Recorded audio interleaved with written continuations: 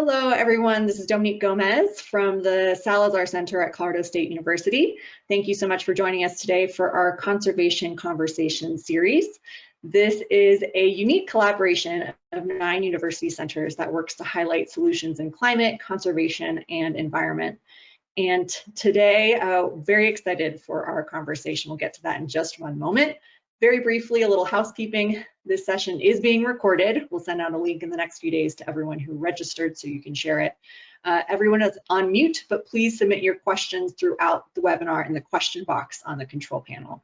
You can also register for our upcoming webinars at conservationconversations.org. Today, the Salazar Center at Colorado State University is hosting this conversation, and we work to support and advance the health, resilience, and connectivities of natural systems and human communities across North America. And we urge you to follow us. Our website is salazarcenter.colorado.state.edu, and you can also follow us on Twitter, LinkedIn, and Facebook. We also have a host of webinars and other resources on our website. We are so excited today to talk about carbon sequestration and climate justice in cities. We have an excellent group of panelists who are going to give a lot of great background, and then we'll hopefully have at least 15 minutes or a little bit more for a conversation at the end about this problem and some of the solutions that offer such benefits across a range of fields. So with that, I'm going to get straight to it, giving as much time to our panelists today. And I want to introduce our first wonderful panelist, Dr. Melissa McHale from Colorado State University. She is an urban ecologist whose internationally recognized work mobilizes cutting-edge urban theory and practical science for decision-making in cities. Her research encompasses diverse themes, including the social and biophysical drivers of urban ecosystem structure and function, global urbanization processes, green infrastructure and designer ecosystems, ecosystem services, and linkages among landscape patterns and human health and well-being. She is an associate professor in the Department of Ecosystem Science and Sustainability at Colorado State University. And Melissa, thank you so much for joining us. We're so happy to have you. Thank you, Dominique. Can you hear me now? You sound great, and we see your screen perfectly. Awesome. So, thank you a lot for inviting me to this. I'm delighted that the Salazar Center asked me to be here today with this stellar team talking to you about carbon sequestration and climate justice in cities. It seems like I have spent a good portion of my career working on this particular topic. I'm going to focus on 4 key questions today because these are the questions I'm asked often. What is the carbon drawdown potential?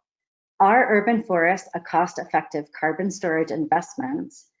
Do we believe the models and their estimates of urban tree canopy benefits? Do carbon sequestration goals align with our equity needs? At some point, I may present some rather complex results because of the time I'm going to run through this all pretty quickly. If you lose me, do not fear. I'll summarize the answers to these questions all at the end. The word drawdown is used in all kinds of ways right now. But when I use it in this first question about urban carbon drawdown potential, I'm referring to the process by which plants can remove carbon dioxide from the atmosphere, or sequestration, and then store carbon in their tissues or biomass. As an ecosystem ecologist, I refer to this process as net primary productivity, and I study both the fluxes and pools of carbon associated with urban ecosystems. As an urban ecologist, I'm interested in what we call convergence hypothesis, the idea that cities are homogenizing, becoming more like one another over time than their surrounding ecosystems. For instance, let's say you could build a neighborhood in the desert and you can also build one in the temperate deciduous forest. As the 2 neighborhoods mature, we expect that they end up looking and functioning in a similar way. In the case of carbon sequestration and storage, we expect the neighborhood in the desert will end up with more vegetation, more urban tree canopy, and have more carbon drawdown potential than the native desert ecosystem. The opposite will be true in the deciduous forest, where we will remove trees and vegetation to make room for buildings and other impervious surfaces. That was the concept. Here are the data. This figure is from one of our recent papers where we analyzed the carbon storage and sequestration of urban shrubs and trees in Phoenix, Arizona, a desert city. We compared those results to other studies in cities across the US, Europe, and Asia. On the x-axis is the average annual precipitation of the different ecosystems. So all of those purple circles represent cities located in temperate biomes. The size of those circles is simply indicating that the carbon storage of those native ecosystems is large compared to the carbon storage potential of, let's say, the semi-arid ecosystems in light green or the arid ecosystems represented by dark green circles. The placement of the circles vertically along the y-axis represents the ratio of urban carbon storage in the vegetation compared to the carbon storage of the native ecosystem, right? So according to the convergence hypothesis, we expected that all of the purple circles would fall below the 1-to-1 line, where urban vegetation carbon is less than that of the native biome. And all of the green circles would sit above it, showing us more carbon in urban vegetation than exists in the native biome. We see here that the data from Phoenix do not support this hypothesis. Perhaps there's just not enough water available in the desert city to support an extensive canopy in such a hot and dry place. However, we do continue to see that we might have more carbon sequestration and carbon storage in semi-arid cities than provided by the surrounding ecosystem. However, there's still potential for more carbon sequestration and storage by the urban tree canopy in most of our cities, as total tree canopy remains quite low across the board. And nationally, the average urban tree canopy hovers around 20% cover. As you all know from experience, there are certainly more places to plant trees in cities. But are these urban tree plantings cost-effective investments? While I was in graduate school, this question was on everyone's minds because there was a lot of conversations about carbon credit markets and whether we could actually fund urban tree programs in those markets. As many of you know, planting, maintaining, and removing trees in cities can be expensive. Cities often could use some help with their forestry budgets. We used a model developed by McPherson and Simpson to evaluate all of the variables included in the model, that could influence the cost effectiveness of urban tree canopy projects. Overall, there were three main factors we evaluated in our analysis: the total monetary cost of a project, how much carbon storage was provided by that project, and how much energy-related emissions were offset due to that project. We analyzed 4 tree planting case studies in Colorado. Not only did the number of trees vary extensively among these projects, but the cost associated with them was also all over the place, depending on things like the type and size of trees planted, where they were planted, who planted them, and whether the future maintenance costs were included. Since not every investor would be willing to invest in the amount of energy offsets provided by trees, we calculated the cost per metric ton of carbon for those energy offsets and without the energy offsets. So the cost per credit, which is a ton of carbon, ranged from $145 to over $1,200 at the time. And that's when carbon credits were only selling for $25 per ton. Overall, when we did this sensitivity analysis, taking turns changing all the variables in the model, the lowest cost per credit we could get to was around $33. So at the time, it seemed that maybe these kinds of projects were not cost-effective investments for drawdown and carbon credit markets. However, that did not mean that they were not attractive investments, right?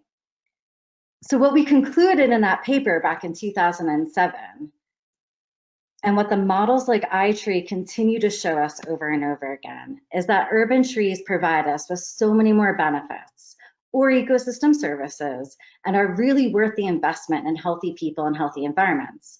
If we put dollars on all of those benefits, like stormwater runoff reductions, air quality improvements, increases in property values, then the investments in urban tree canopies seem well worth it. However, this begs the question, do we believe the models? And by the way, I do mean all of us. As residents, city managers, environmental activists, and scientists, do we all believe the models? It appears we are all hesitant at times because as the results are shown over and over again, as models are implemented in cities around the world, we're still struggling to support tree planting and maintenance in cities. There are all kinds of reasons we could still have to battle for investments in urban tree canopy, despite evidence of the services provided by trees. But I've seen even in the most extreme tree huggers question whether or not the benefits of trees are worth the cost in the context of their own houses, streets, neighborhoods, and cities. For instance, semi-arid cities, we often think about and talk about the cost of water as a trade-off.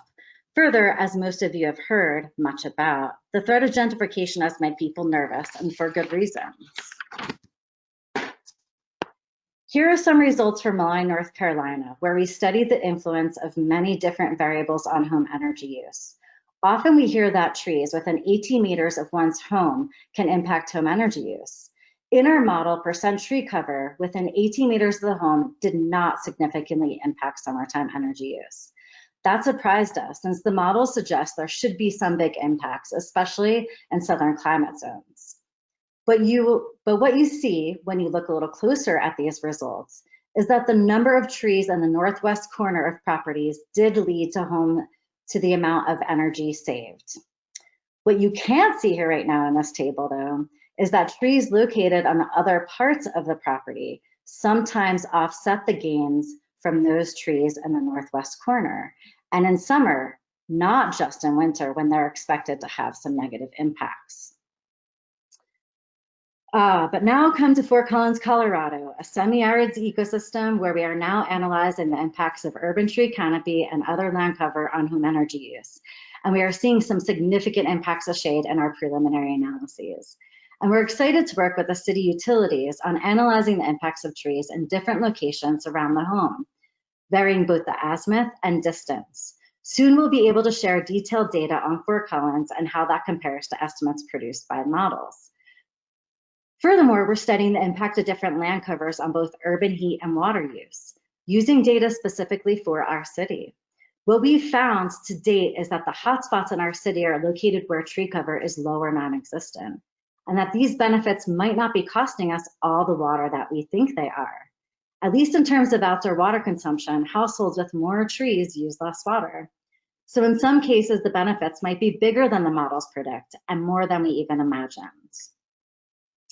Do carbon goals and equity needs align? Well, here are some results from Moline, North Carolina again, that show us that lower socioeconomic neighborhoods are using more energy per square foot of their home.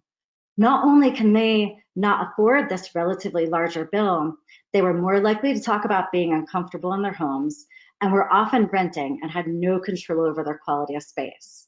Further, as most of you know, lower socioeconomic status neighborhoods often have less tree canopy, and that could offset some of the heat we feel in cities, both literally and metaphorically. Although not everyone is concerned about carbon sequestration and storage specifically, the other ecosystem services associated with those two ecosystem functions are quite extensive. But I would argue for our tree planting goals to align with equity needs. We have to move beyond general analyses of tree benefits in cities and consider the broader array of ecosystem services and disservices, how they're distributed across landscapes, and who is on the receiving end of them both. And like our framework for democratizing ecosystem services suggests, a broader representation of people's values and experiences must be incorporated into the planning, management, and research. So in summary, urban tree canopy research shows there's a lot of potential for carbon sequestration and storage in our cities. Not all of these investments are cost effective if we only consider the benefits associated with carbon drawdown alone, but there are many ecosystem services we can support in cities with these projects. The models are fun, and they give us a starting point for our discussions, but to make effective planning and management decisions, we really need more investment in place-based science. And our carbon goals and equity needs can align if we do transdisciplinary science and inclusive management, which I'm sure many of my team members will talk about more. Thank you for your time.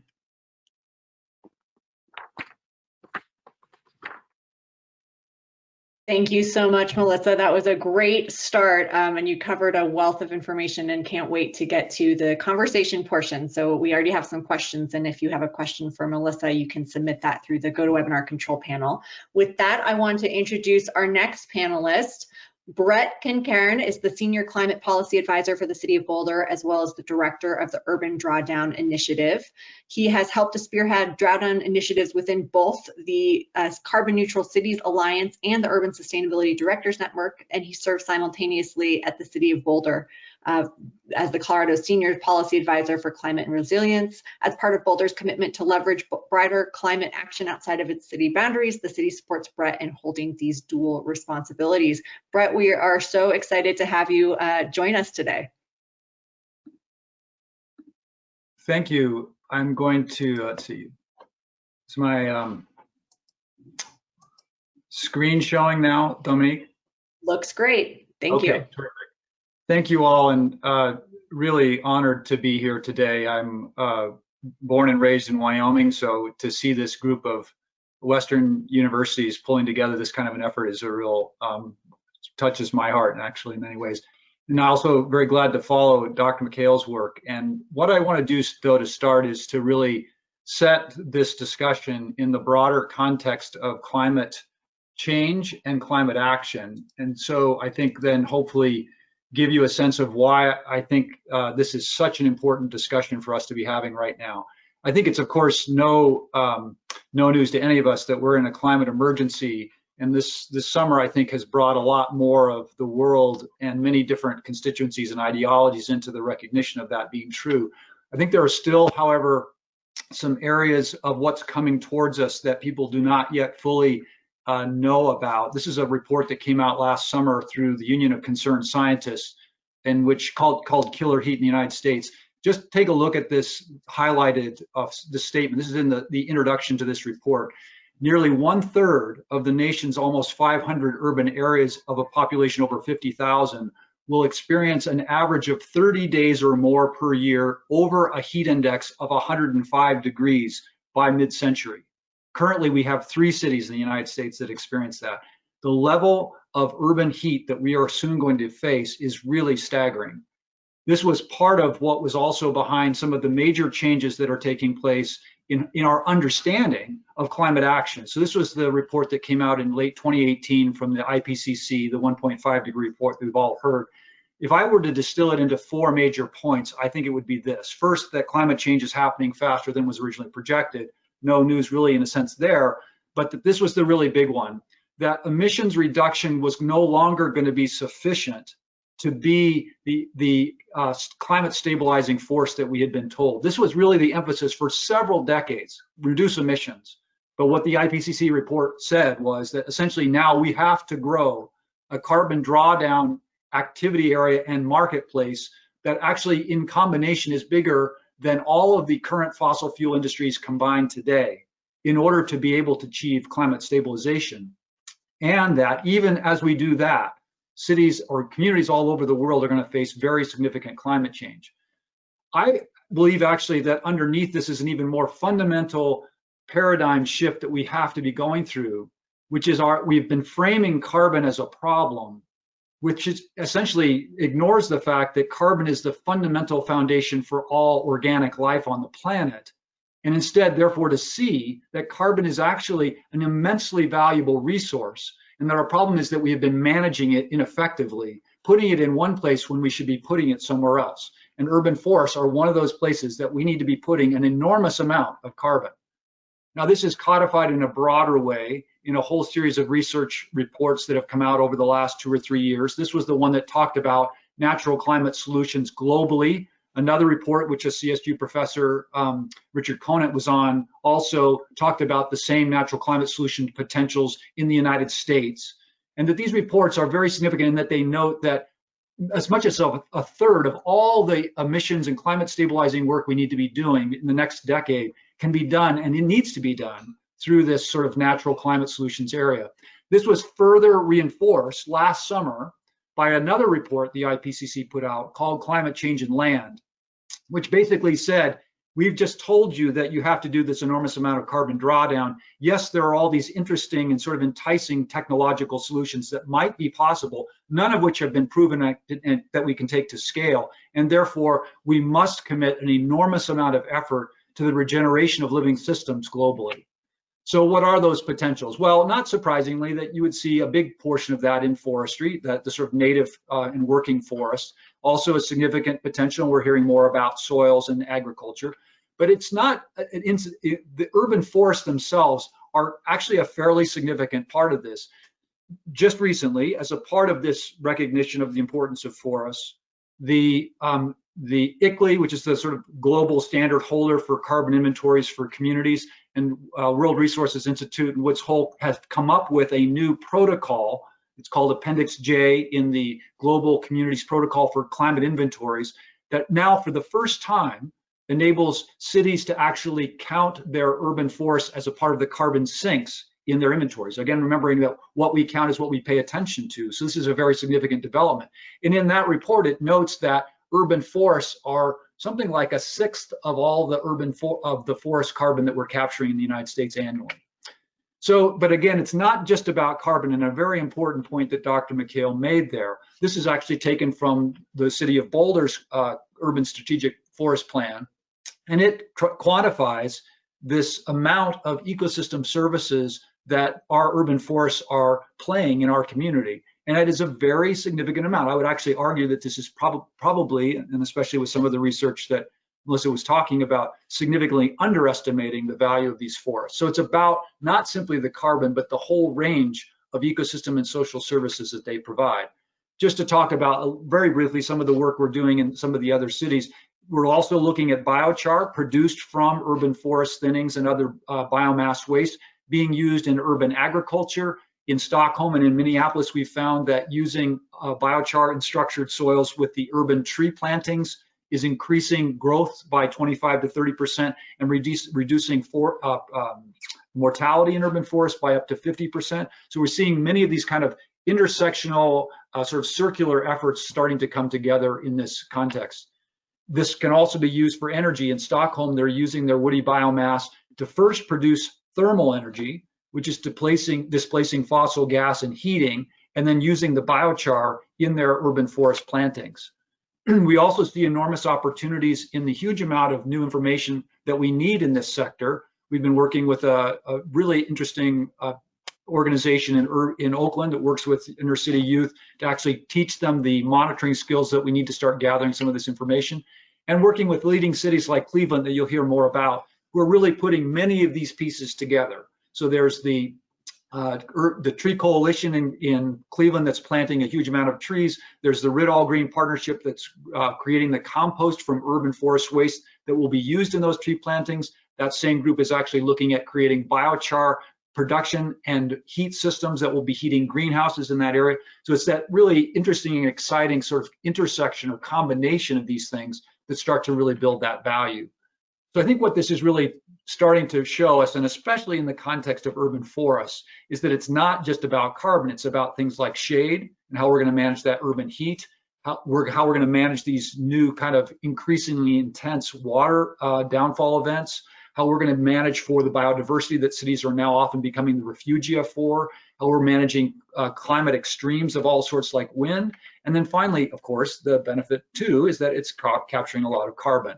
So it was in this context that we founded the Urban Drawdown Initiative to really kickstart, catalyze, really accelerate this development of this work, working quite closely with the Urban Sustainability Directors Network and the Carbon Neutral Cities Alliance in both the North American and the European context. What I want to spend, though, the last portion of my time talking about, and I think, of course, in the context of COVID and an economic crisis that we're all experiencing, this now will make sense to folks. This is not simply about climate and health. It's not just about the carbon benefits. It's also about how this action can actually help restart and, in a sense, restructure our economy. So there was a report that just came out earlier this year from the World Resources Institute that noted that an investment in urban forests could lead to a huge number of jobs. They calculated that a $4 to $5 billion investment for the federal government would create 150,000 jobs and almost double that amount of economic activity. I won't expect you to read this table, but here's the big takeaway.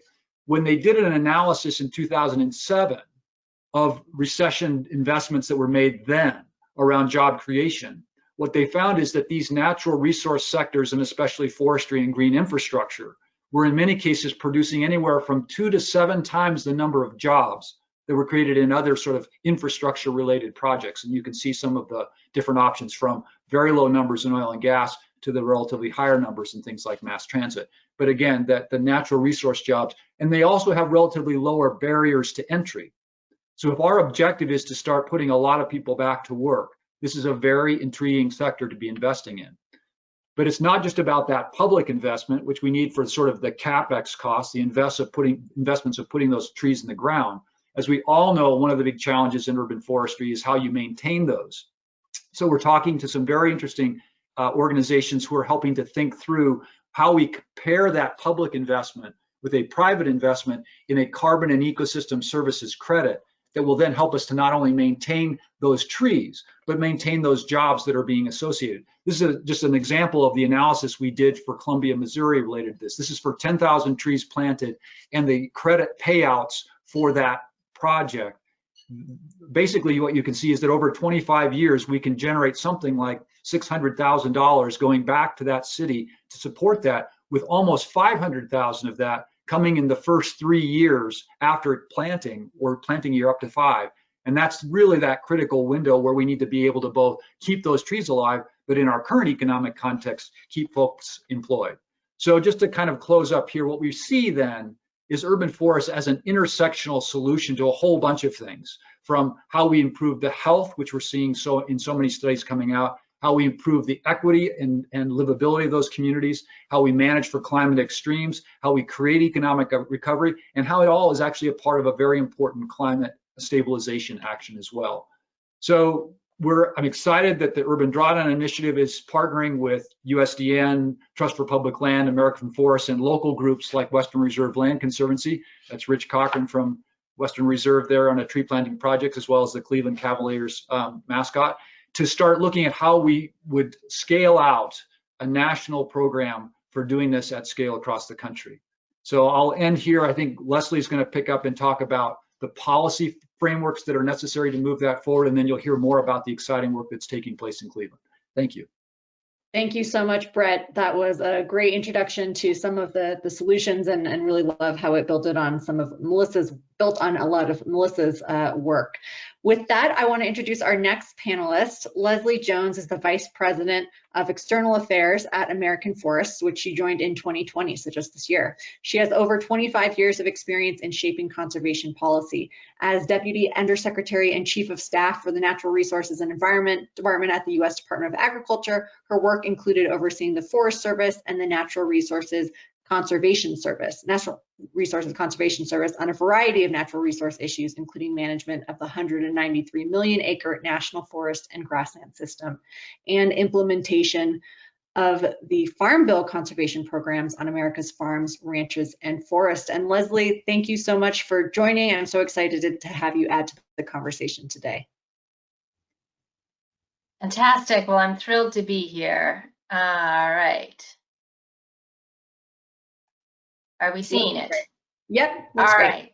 Fantastic. Well, thanks so much, Dominique, and to the Salazar Center for pulling together this really important conversation. So I think, as you've heard already, and hopefully a lot of you are picking up, trees are just really having their moment right now. We've heard a fantastic overview that the role of trees can play in communities as part of the social fabric.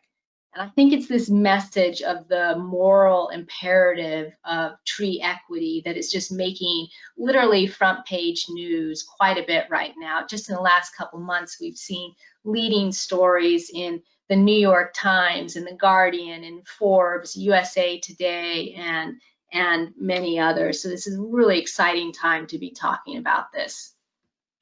American Forest is moving forward and advancing this momentum in a lot of different ways, and I'm going to quickly just tease three areas with you today. One is our tree equity score, 2 is federal policy, and 3rd, I want to touch on a really exciting initiative that you may have heard of called 1t.org.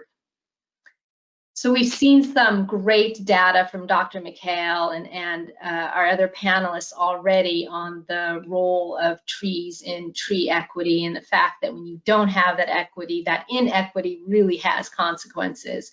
This is an image from our nation's capital, from Washington, D.C. Those of you who may be on the line from D.C., you should see some familiar landscapes here, and it's just really demonstrating the disparity often between income and economics and tree coverage. Leslie, I think we're still seeing your first slide here. I'm not sure if there's a... There we go. Great, looks good now. Which one are you seeing? Now we see the tree equity score. Interesting. Okay. All right. Okay. Still good? Tree equity score? Yep. All right. So you didn't see all my other slides. That's all right. You heard me. Hopefully you got it. So what we have here, is we want to find a way for communities across the country to find out what their tree canopy, their tree equity score is. And what we've done is we've put together a tool, treeequityscore.com, that's based on existing tree cover. It's based on other criteria, including climate projections, income, race, density of development, and it goes whir and it pumps out a score. And the idea here is you actually want a score as close to 100 as you can possibly get. And our goal is to have 100 communities across the US by 2030 achieving a score of at least 100. In addition to this tree equity score, and what you see here on the image is the state of Rhode Island. And the governor of Rhode Island actually designated the entire state of Rhode Island as an urban forest. And we thought that was probably a good place to pilot our score here. But in addition to this tool of the tree equity score, we've also put together, in conjunction with the U.S. Forest Service, a climate and action health guide to help city managers, to help activists, to help residents really take this score and to be able to advocate on a parcel specific basis where some tree planting is needed in their particular communities.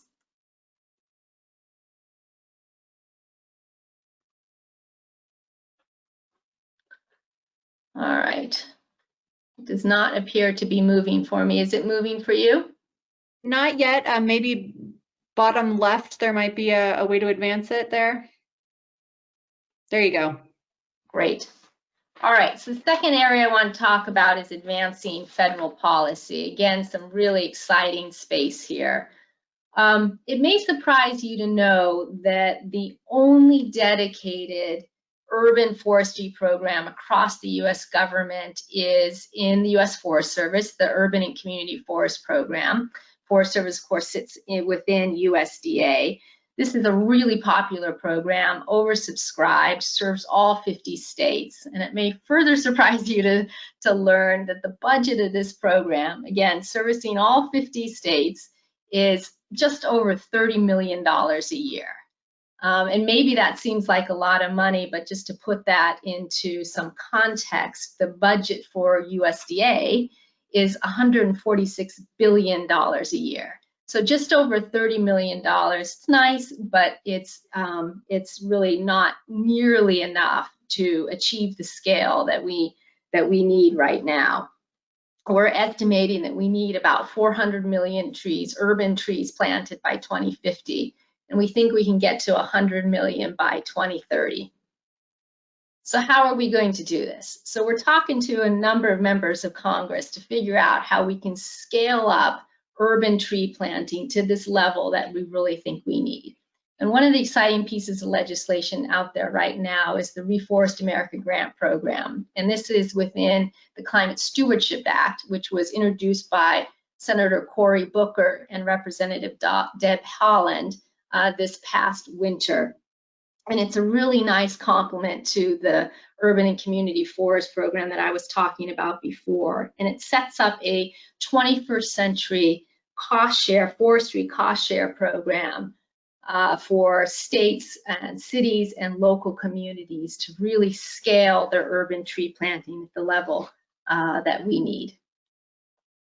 We've heard already today that urban forests can help slow climate change, and that the Forest Service research has shown that urban trees reduce energy use and cooling by 7.2%, which translates to a saving of almost $8 billion a year annually, as well as the avoided greenhouse gas emissions.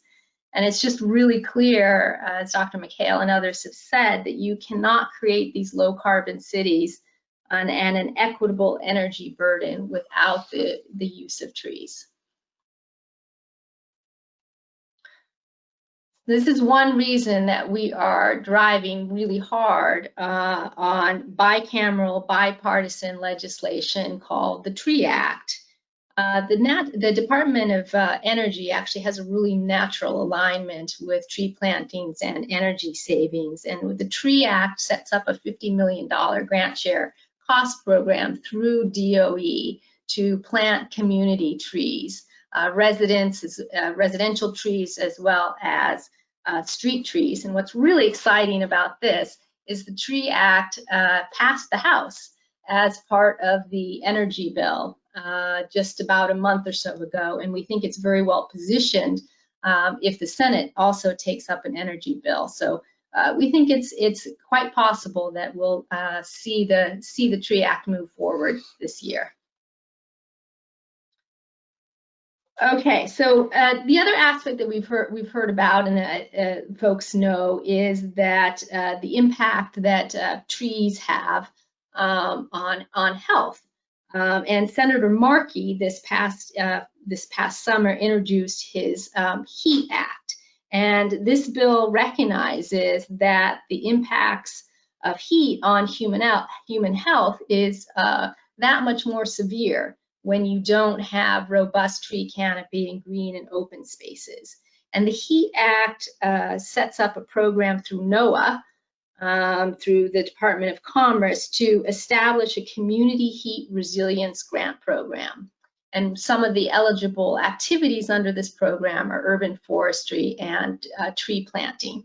And what I think is really interesting about this bill, as well as a handful of others that I don't have time to talk about, is that you're seeing the importance of urban forestry show up in unexpected places. You know, it's not just through the Forest Service, but it's through NOAA and the Department of Commerce. It's through the Department of Transportation and some committees that you just don't think of typically as urban forestry. And that's just really exciting, and it's a lot of opportunity to really bring this issue to constituents that don't typically have this in front of them.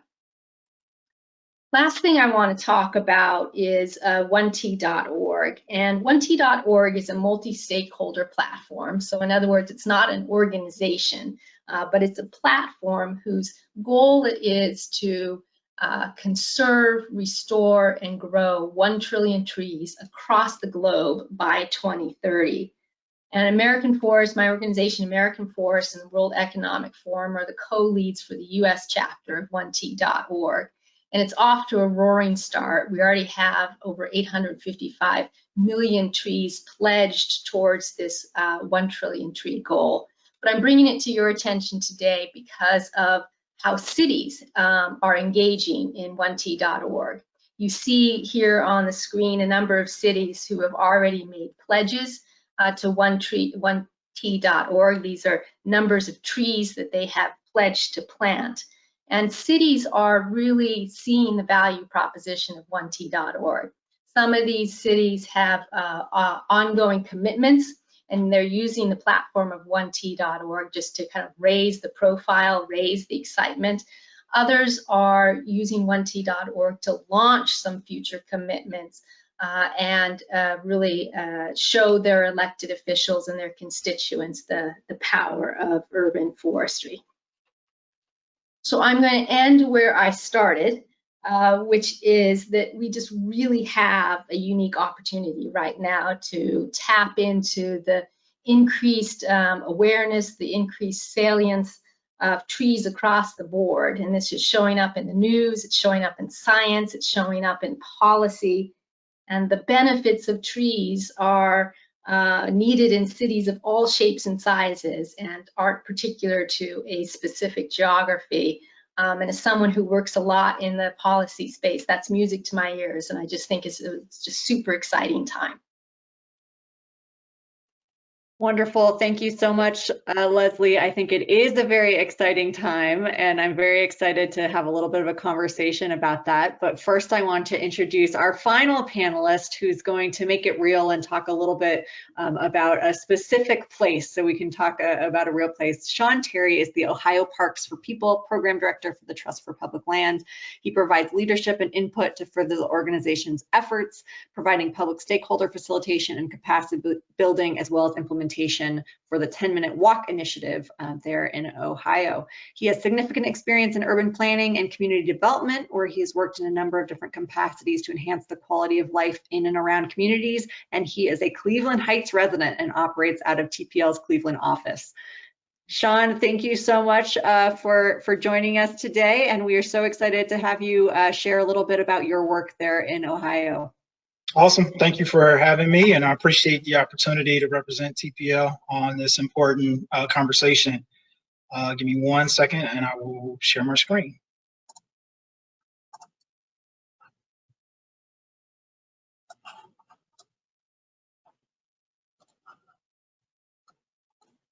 All right, can you all see it? Looks great. Thank you. Amazing. All right, well, thank you. Again, I'm Sean Terry with the Trust for Public Land. Our mission is simple. We create parks and protect lands for people to ensure healthy and livable communities. And in doing that work, we put the community at the center of everything that we do. Brett mentioned it, the other speakers mentioned it as well. Right now, the state of our country is very important with the state of things now to connect people and communities. And we understand the role that parks play in doing that. I've been with the Trust for Public Land now for close to a year, and I'm excited to expand Ohio's conservation and park development scope, as I am responsible for the Ohio Parks for People program. In this role gives me the perfect platform to really leverage my expertise as an urban planner and several of my experiences and my background, which has really helped me to make an imprint on improving the quality of life for residents in a number of different communities. Literally 1 week into my role here at the Trust, there was a January convening for Urban Drawdown. That was the first opportunity I had to connect with Brett, and also my first opportunity to really connect with some of the local partners who are here on the ground in Cleveland doing some amazing work, and I'll definitely touch on those here shortly. But that convening also served another purpose for me, and it really was in that convening that it brought me full circle to some of my earliest experiences in sustainability.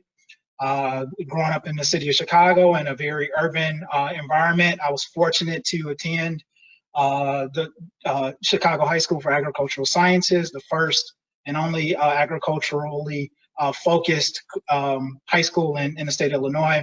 That was the impetus for me attending Alabama A&M University as a USDA scholar, where I participated in a number of internships through the Forest Service, doing things like mapping and creating tree ordinances for cities, as well as some really boots on the ground work in the Mark Twain National Forest. And it's with that perspective of both urban city context as well as small city and rural environments that I try to keep in mind in all of the work that I do to this day.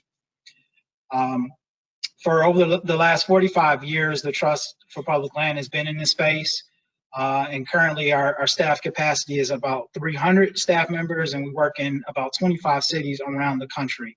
And again, the value of our work, I can't underscore it enough, is really the emphasis that we put on bringing communities together, working for communities, and all things that we do from creating parks to preserving land. It's about understanding the community dynamic, because those are truly the people who are going to benefit from those changes.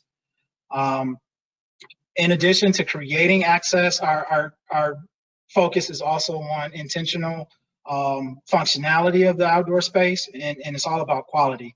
And in doing this work, we really attempt to define and measure and qualify the impacts that current and future spaces can have on the overall community, while keeping health, climate, and equity as our core metrics in mind.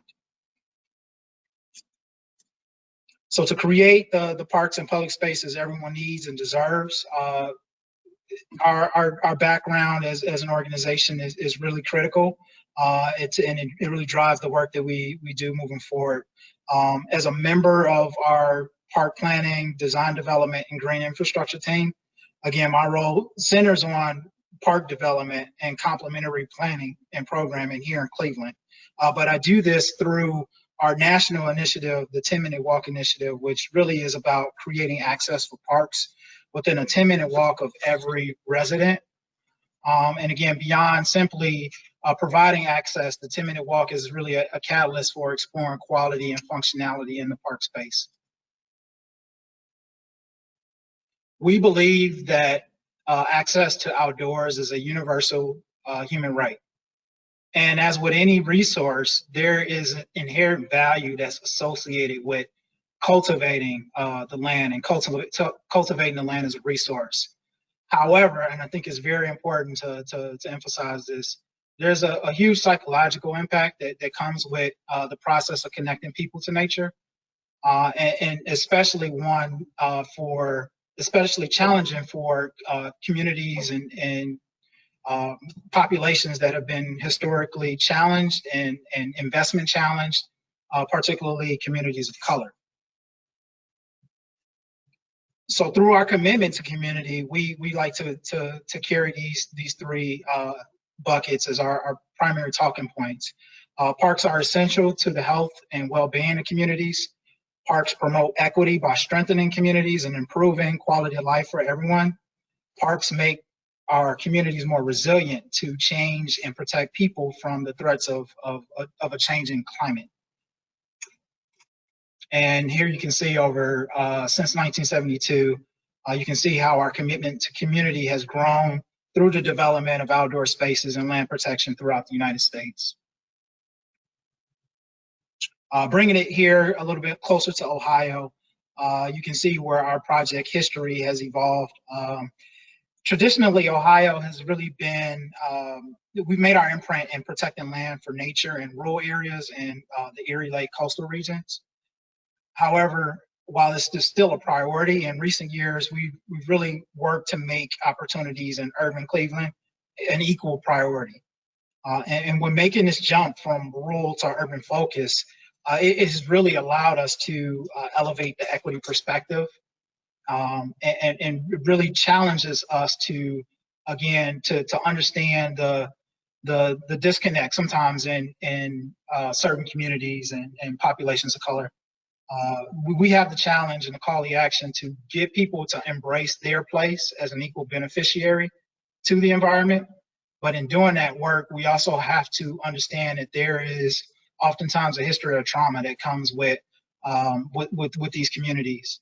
The perceived universal value of words like trees and land and streams, oftentimes they invoke negative and traumatic feelings that emanate from the minority experience in this country, quite frankly. And so it's important to sort of house that thinking as we advance this work, as we think about the labor implications and the economic potential for upscaling this work. It's important to know and to note that history of trauma is something that continues to be persistent, continues to be present in the minds of a lot of these communities, and really needs to be addressed delicately.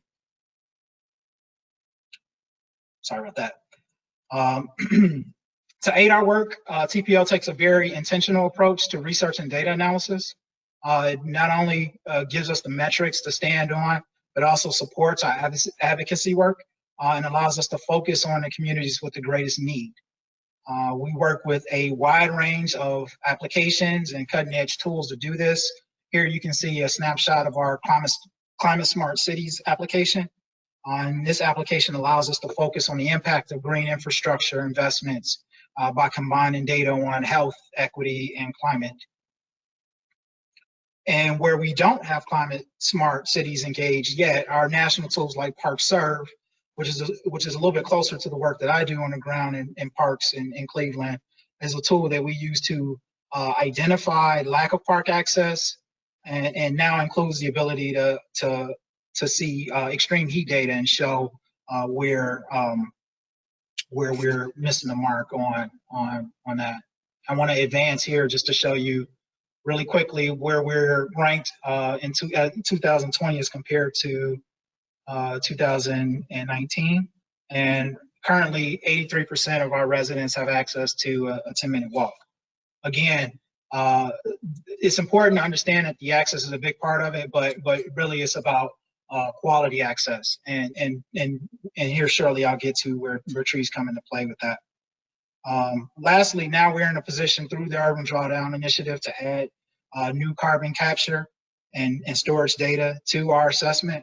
Will allow us to assess how much carbon can be captured and stored, but then also how these green infrastructure practices can grow both local jobs and business economy and sort of support this green economy. Here's a snapshot of the Lakeview Terrace community.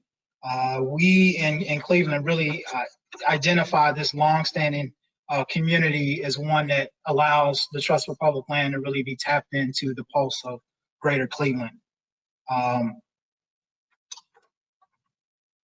I will transition shortly to highlight our partners, but I really am proud and honored to talk about the Lakeview Terrace community as a focal point for our work here in Cleveland. And through this work, we have to understand in communities like this, which is a longstanding, one of the country's earliest adopter public housing campuses, the threats of climate change here are particularly critical, and what we call a threat multiplier. Neighborhoods that already lack access to parks and trails or healthy tree canopy now face extreme heat and more intense forms of storms, probably more so than other neighborhoods. Fortunately, we do have the ability with our tools and analysis to understand how we can cool these cities and how we can absorb storm water runoff and how we can store carbon for their benefit using a number of applications like regenerative infill, the development of new parks, exploration in urban agriculture, and so on and so forth. And so I'll close here by just highlighting some of the amazing partners that we have. Brett mentioned a couple. In Cleveland, our goal is to simultaneously build healthy, prosperous communities in a safe climate. We link this sophisticated data-driven analysis to our on-the-ground implementation.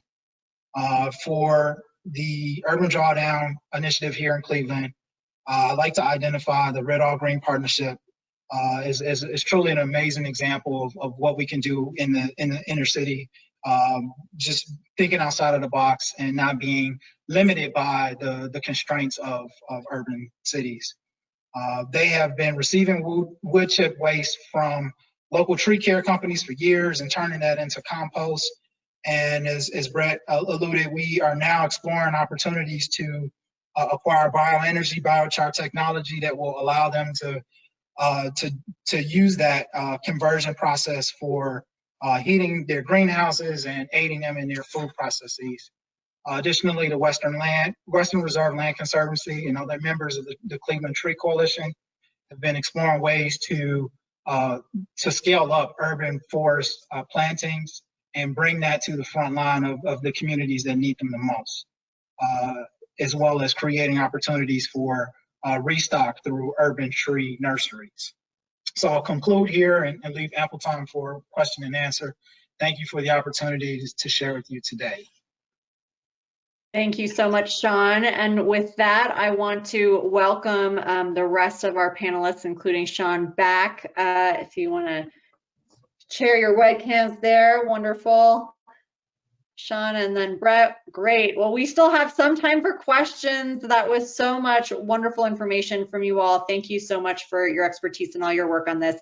I want to let all the people who know who've asked questions for resources. We will send out an email following this with the link, as well as try and get to as many of those questions. We've had lots of good questions about resources from your various organizations, studies you've mentioned, and other things. So we'll get to those in the follow-up email.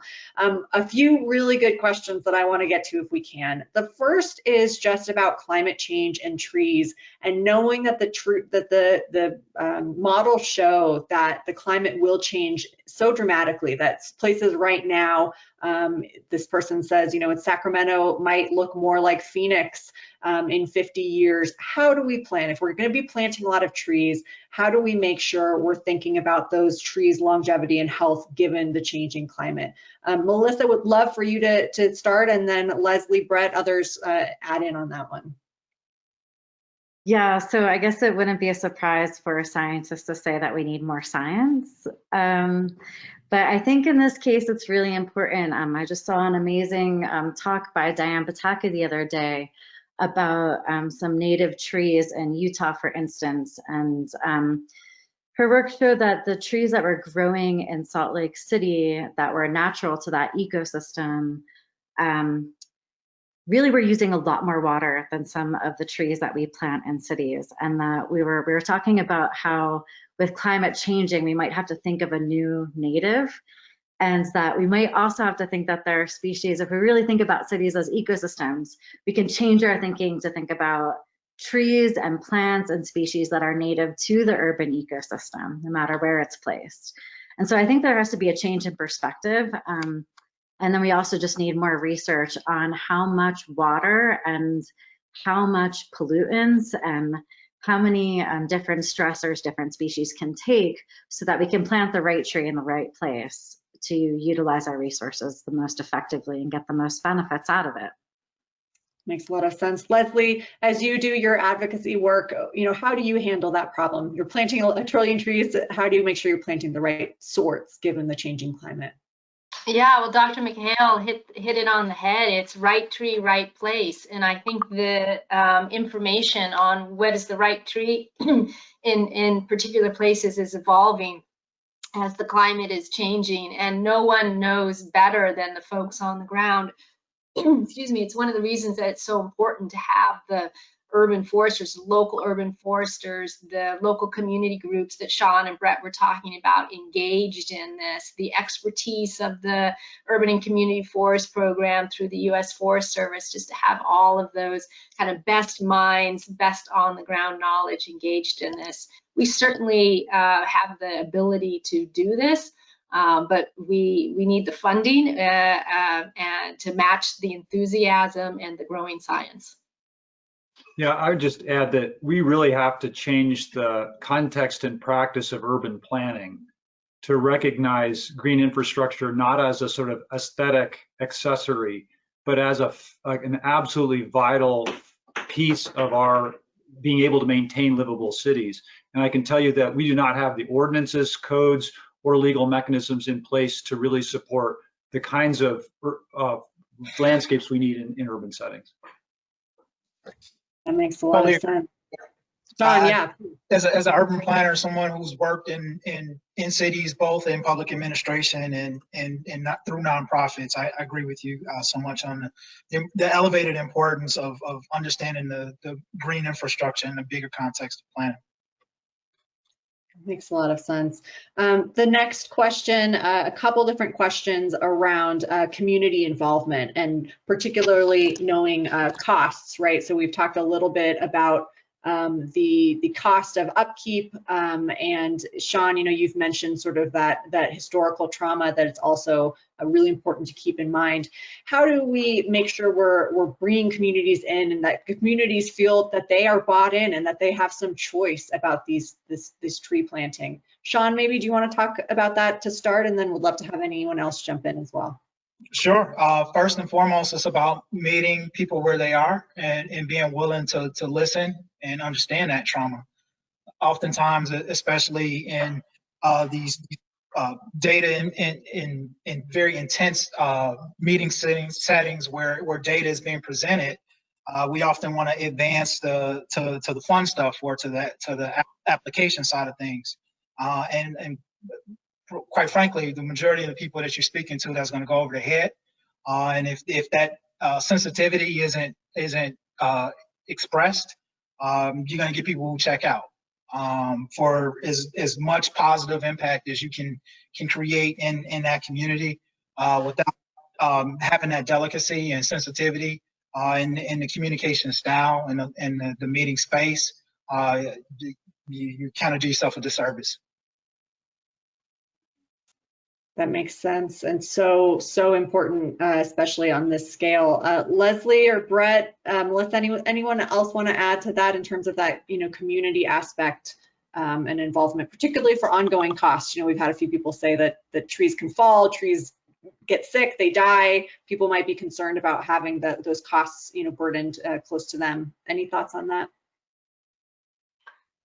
Well, in terms of kind of the ongoing maintenance and how you sustain this beyond just getting the tree in the ground, I think that's something that's really important to think about, not only in the local ordinances that Brett and Sean were talking about, but also in the policy. And a lot of the federal policies that I mentioned have additional funding in it for maintenance. They're not just tree planting, but they're sustained maintenance as well. So you're going to want to make sure that that's a component of what you do.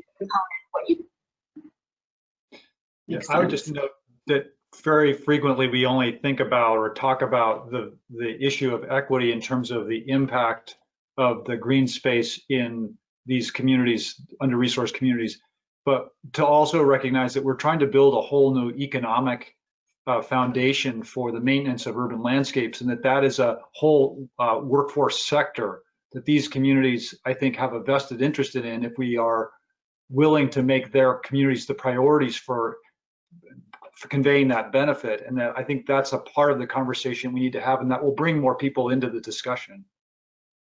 Yes. Wow, it sometimes gets annoying when every panelist has to talk about every question, but I want to jump on that because I really feel like we want to include people in science more, right? So I think we often would go about science and say we do it and then we give it to people to follow.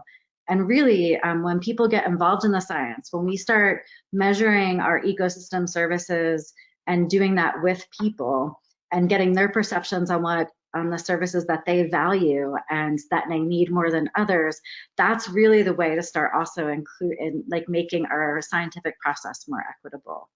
And I think we could fund that as well. Yes. I love that note. I wish we had more time for discussion, but I could not imagine not having had all the wonderful things that each of you shared.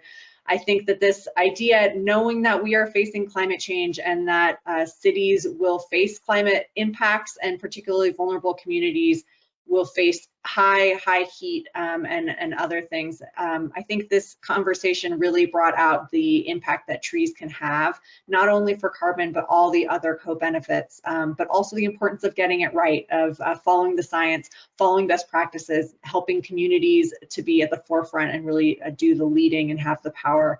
I want to thank each of you for joining us today. I wish we had more time to get to your questions. Thank you everyone for joining. We will try and get to as many questions as we can in our follow-up email. I do want to very briefly, before we end today, let you know that we do have an upcoming webinar. Let's see here. It's not sharing just yet. There we go. We have an upcoming conversation on Wednesday, October 21st. We'll be talking about environmental justice, equity, and inclusion for Indigenous Americas. It will be hosted by the O'Connor Center for the Rocky Mountain West at the University of Montana. Thank you, Brett, Melissa, Leslie, Sean. You were all wonderful. And I think climate justice is going to be the topic. And this is an important part of what we can do. Thank you for joining us. Thanks, everyone. Thanks so much. Thank you.